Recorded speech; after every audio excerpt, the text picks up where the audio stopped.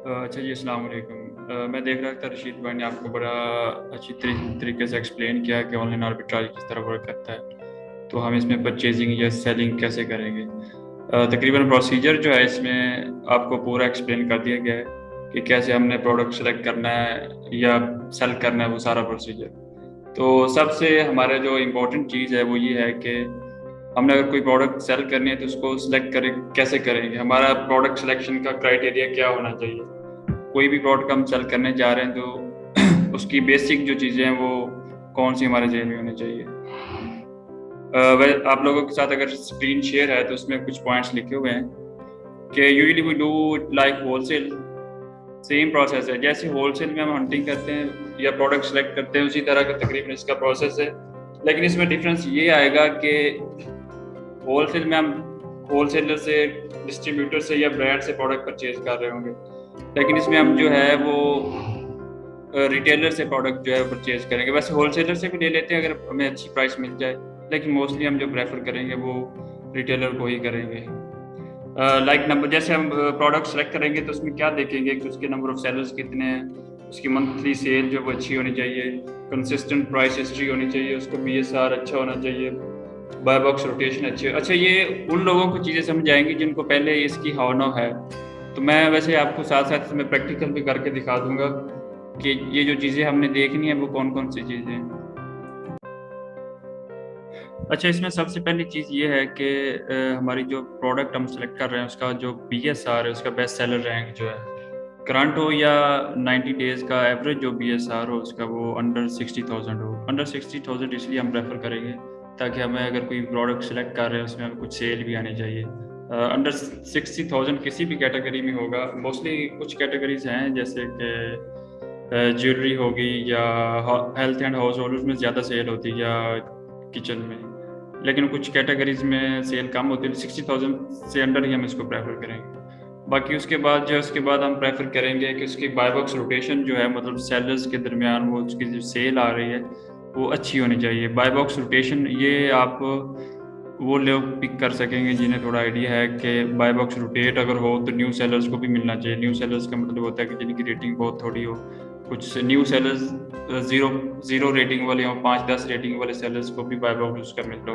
मैं वैसे इधर ओपन कर रहा था तो नेट का थोड़ा इशू था।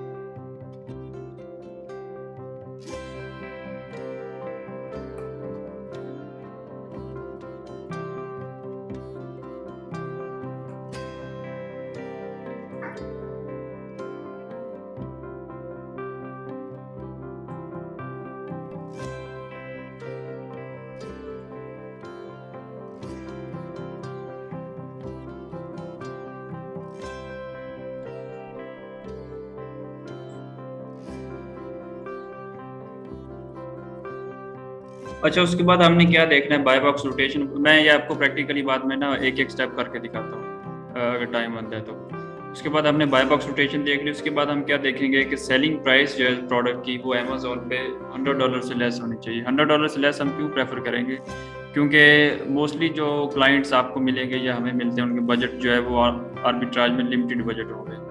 तो वो प्रेफर नहीं करेगा कि मैं कोई एक यूनिट अगर परचेज करूँ तो वो कोई 50 या $100 का हो। वो इसमें वो इतना बड़ा रिस्क नहीं लेगा कि मैं किसी एक दो प्रोडक्ट पे इतनी ज़्यादा इन्वेस्टमेंट करूँ। तो इसमें हम प्रोडक्ट वैसे भी मल्टीपल कर रहे होंगे, इन्वेस्टमेंट जो है अपनी डिवाइड करेंगे, मल्टीपल प्रोडक्ट्स में इन्वेस्ट करेंगे।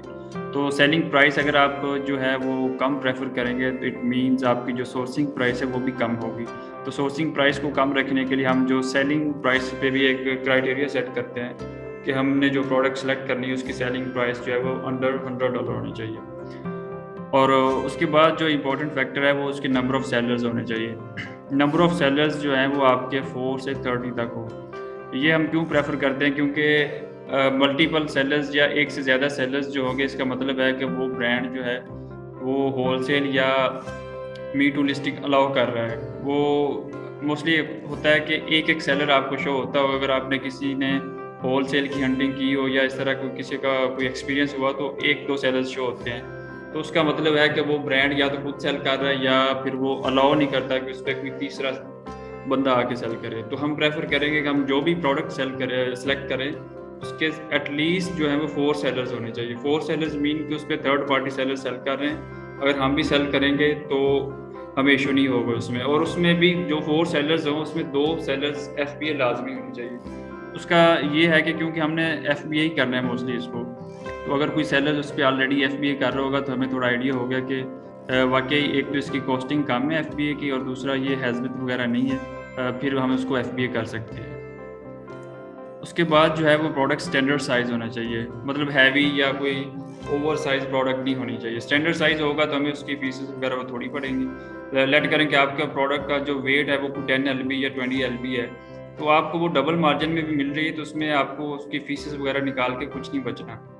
तो कोशिश करेंगे कि हमारे जो प्रोडक्ट का साइज़ और वेट है वो स्टैंडर्ड ही होना चाहिए, मतलब वेट आपका जो है वो अंडर 2 kg हो, और डायमेंशन भी उसकी जो है वो स्मॉल स्टैंडर्ड या स्टैंडर्ड साइज होनी चाहिए। वो अमेजोन ने इसको जो है वो एक्सप्लेन किया होता है कि स्मॉल स्टैंडर्ड साइज क्या है, लार्ज स्टैंडर्ड साइज आपने उसको थोड़ा देख लेना। उसके बाद हमने ये भी करना है कि कौन सी कैटेगरीज में जाना है और कौन सी कैटेगरी में नहीं जाना। ये आपकी ऐसे समझें कि आपका जो है वो होमवर्क है कि आपने अमेजोन पे या किसी भी वेबसाइट पे जाके चेक करना है कि कौन सी कैटेगरीज जो है वो गेटेड हैं और कौन सी अनगेटेड है। तो ग्रोसरी वगैरह या कोई भी खाने पीने वाली चीज़ें हैं उसमें ये है कि हमें अमेजोन अप्रूवल मांगता है, तो अप्रूवल हमने इसमें लेना नहीं है। डायरेक्ट हमने क्या करना है कि किसी भी third party seller Walmart, eBay या इस तरह के जाके हमने प्रोडक्ट परचेज करनी है और डायरेक्ट अमेजोन पे लिस्ट करनी है। अप्रूवल हमारे पास होगा नहीं, ना ही अप्रूवल हमने लेना, क्योंकि उसमें टाइम लगता है, हमने इसको थोड़ा क्विकली करना है। अच्छा, उसके बाद जो है किसी भी लिस्टिंग के साथ अगर हम मी टू करना चाहते हैं या उसको सेल करना चाहते हैं तो उसके रिव्यूज जो है ना वो एटलीस्ट 20 होने चाहिए। इसका मतलब ये होगा कि वो लिस्टिंग न्यू लिस्टिंग नहीं है, ऑलरेडी सेल हो रही है। तो जो सेलर उसको सेल कर रहे हैं या उसका एक्सपीरियंस अच्छा जा रहा है, हम भी उस पर जाएंगे तो हमें इतना रिस्क नहीं होगा। न्यू लिस्टिंग पे जाएं तो उसमें रिस्क होगा कि कल को ये लिस्टिंग चलेगी या नहीं चलेगी। लेट करें कि हम किसी ऐसी लिस्टिंग पे चले जाते हैं जो अभी न्यू लॉन्च हुई है कोई 10-20 दिन पहले, वो सेल उसकी अच्छी आ रही है, लेकिन हम ये नहीं एक्सपेक्ट कर सकते कल को भी वो अच्छी चलेगी, क्योंकि हमने उसका स्टॉक जो है वो परचेज करके FBA सेंड करना है। कल को अगर उसके साथ कोई इशू आता है तो हमारा तो स्टॉक जो है वो FBA में पड़ा है, वो ज़ाया हो सकता है, हमें लॉस हो सकता है। इसलिए हम प्रेफर करेंगे कि एक लिस्टिंग जो ऑलरेडी अच्छी चल रही है एटलीस्ट उस पर 20 रिव्यूज़ आए। 20 रिव्यूज़ आने में थोड़ा टाइम लगता है, तो एटलीस्ट 20 रिव्यूज़ होने चाहिए उस पर। उसके बाद है इसकी रेटिंग। अगर उस पर 20 रिव्यूज़ हैं, उसकी रेटिंग भी अमेजोन ने अब इसको जो है वो रिव्यूज़ और रेटिंग को इकट्ठे ही काउंट करते हैं। अब उसकी रेटिंग जो है 3.8 प्लस होनी चाहिए। 3.8 प्लस का मतलब ये है कि लोग जो है उसके बारे में कह रहे हैं, अगर कल को हम उसको सेल करें और किसी बायर को हमारी प्रोडक्ट डिलीवर होती है और वो उस चीज़ से जो है वो सेटिस्फाइड नहीं है, तो हमारे अकाउंट पे नेगेटिव रिव्यूज़ आएंगे। अगर हमारे अकाउंट पे at the same time multiple negative reviews आएंगे तो हमारे अकाउंट की हेल्थ जो है वो ख़राब होगी और हमें इसमें इशू बन सकता है। उसके बाद है profit should be $3 plus and margin should be above 10%। हम अगर एक प्रोडक्ट जो है वो परचेज कर रहे हैं, पहले हमने उसको फाइंडिंग में जो है वो टाइम वेस्ट करना है, उसके बाद हमने उसकी सोर्सिंग करनी है, सोर्सिंग के बाद परचेजिंग के बाद हमने उसको प्रेप सेंटर, मतलब हम सारा प्रोसेस अगर करें तो हमें कुछ ना कुछ बचना भी चाहिए ना। ये नहीं कि अगर हम एक प्रोडक्ट परचेज कर लें चाहे उसकी कॉस्ट थोड़ी है, एक प्रोडक्ट हम परचेज करते हैं लेकिन एट द एंड हमें उसमें $1 या कोई $2 बचते हैं, तो वो इतना ज़्यादा नहीं है। मतलब हम इतना अगर टाइम लगाएं तो कुछ ना कुछ बचना चाहिए हमें। एटलीस्ट आप जो प्रॉफिट जो कंसीडर करेंगे वो $3 प्लस करें, ताकि आपकी 10-15 यूनिट सेल हो तो कुछ ना कुछ बचे आपको। और प्रॉफिट जो है वो आप वो 10% प्लस कंसीडर करेंगे। आपके जो सारी फीसेस वगैरह कैलकुलेट करके प्रेप की कॉस्ट, और वो आपको बाद में सारा डिटेल से हम एक्सप्लेन करेंगे कि आपने कैसे कैलकुलेट करना है, प्रेप कितनी बनेगी किस प्रोडक्ट की। उसके बाद जो है वो है वेट। जो आप किसी भी प्रोडक्ट सेलेक्ट करेंगे उसका वेट अंडर 2 kg होना चाहिए। Atom should not be hazmat और फ्रेजाइल। हैजमेट और फ्रेजाइल आइटम से हमने अवॉइड करना है, मतलब ऐसे आइटम जो या तो जल्दी आग पर पकड़ते हैं या फिर किसी का ख़राब होने का खदशा हो ना, जैसे ग्रोसरी की आप चॉकलेट टाइप वगैरह कोई प्रोडक्ट सेलेक्ट करें तो उसका ये है कि अगर उसको फ्रीज नहीं करेंगे तो वो आपकी प्रोडक्ट डिस्ट्रॉय हो सकती है। तो इस तरह की रिस्की प्रोडक्ट से हमने अवॉइड करना है। उसके बाद है avoid listing dominated by old seller having thousand of sellers feedback. यानी कि हमने इस तरह की लिस्टिंग से अवॉइड करना है जिसमें बड़े बड़े सेलर्स बैठे हों। बड़े बड़े सेलर्स का मतलब है कि उसमें होलसेलर बैठे हुए हैं, बड़े लेवल के होलसेलर बैठे हुए हैं। अगर एक होलसेलर है, उसने डायरेक्ट एक बड़े लेवल का होलसेलर, उसने डायरेक्ट जो है वो ब्रांड के साथ कॉन्टैक्ट करना है, और उसके पास बजट अच्छा है, मतलब उसकी सोर्सिंग अच्छी होगी। हम तो ब्रांड दे रहा है रिटेलर को, रिटेलर से हम परचेज कर रहे हैं, फिर उसको सेल कर रहे हैं। एक बड़े लेवल का उस पर होलसेलर बैठा हुआ है, उसकी डायरेक्ट जो है वो ब्रांड से परचेजिंग होगी, मतलब वो हमसे कम प्राइस में परचेज कर रहा होगा। तो जब हम उसी लिस्टिंग पे जाके बैठेंगे जिसपे एक इतने बड़े लेवल का जो है वो होलसेलर बैठा हुआ है, तो वो अगर प्राइस डाउन करेगा तो उसे तो कोई इशू नहीं, क्योंकि उसकी सोर्सिंग तगड़ी है। वो प्राइस अगर कम भी करेगा तो उसे कुछ ना कुछ बचेगा। लेकिन हम जो है वो तीसरे बंदे से, थर्ड पार्टी जो रिटेलर से परचेज कर रहे हैं, तो हमें वो भी कॉस्ट ज़्यादा पड़ी है। तो इसलिए हम अवॉइड करेंगे कि कोई इतना बड़ा कंपेटिटर ना हो, हमारे जैसे जो है वो नॉर्मल रिव्यूज़ वाले सेलर्स ही बैठे हो उस पर। तो इस चीज़ से मैंने अवॉइड करना है। उसके बाद जो है वो Amazon and brand should not be selling on the listing. हम जो भी लिस्टिंग के साथ जा रहे हैं उसमें ना तो ब्रांड खुद सेल कर रहा हो ना अमेजोन। इसका वैसे इसलिए हम अवॉइड करते हैं कि ब्रांड अगर खुद बैठा है उस लिस्टिंग पे, तो उसे तो इस चीज़ से कोई कुछ नहीं कि वो उसकी प्राइस अगर $10 से 8 कर दे, 5 कर दे, क्योंकि वो खुद मैन्युफैक्चर कर रहा है। उसे इस चीज़ से कोई वो प्रॉफिट अपना कम कर लेगा, लेकिन सेल ज़्यादा करेगा। तो हम इस चीज़ से अवॉइड करते हैं कि अगर वो इसकी प्राइस डाउन जाती है तो फिर हमें तो कुछ बचेगा नहीं, तो इसलिए हम इसे अवॉइड करते हैं। अमेजोन से भी इसलिए अवॉइड करते हैं, हालांकि बाय बॉक्स मिल जाता है, लेकिन प्रॉफिट जो है वो हमारे स्क्वीज हो जाते हैं। उसके बाद जो है चेक आईपी कंप्लेन वाया कीपा, यानी कि कीपा के थ्रू आईपी कंप्लेन चेक करेंगे। वैसे टूल्स भी हैं कुछ के, लेकिन वो इतने अथेंटिक नहीं ना ठीक वर्क करते हैं। कीपा भी आपको उसका जो है वो बता देता है कि किस आईपी कंप्लेन इसकी जो है प्रीवियस आई है या नहीं, तो वो आपको चेक करना सिखाएंगे इंशाल्लाह।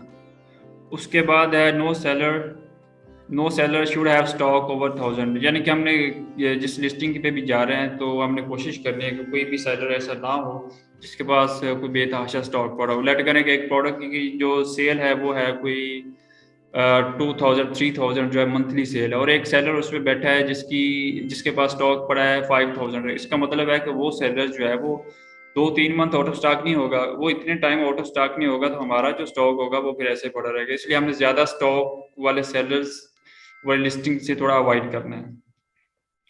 अच्छा, तीसरा वैसे ये नीचे कुछ पॉइंट लिखे हुए हैं कि profit should be on average price of at least 90 days, यानी 90 डेज की एवरेज प्राइस पे हम प्रॉफिट कैलकुलेट, ये अब आपको थोड़ा डिटेल में बताया जाएगा किस तरह कैलकुलेशन करनी है, 90 डेज की एवरेज प्राइस कैसे देखनी है, और ये थोड़ा। उसके बाद मस्ट चेक फॉर अनगेटेड, यानी कि हमने चेक करना है कि हम जो प्रोडक्ट सेल करने जा रहे हैं अपने अकाउंट पे लगा के उसको अनगेटेड के लिए चेक करेंगे। होप कि आपको ये क्राइटेरिया जो अंडरस्टैंड हो गया होगा। बाकी बाद में प्रैक्टिकल जब करेंगे वो इसके हाउ नो आएगा इंशाल्लाह।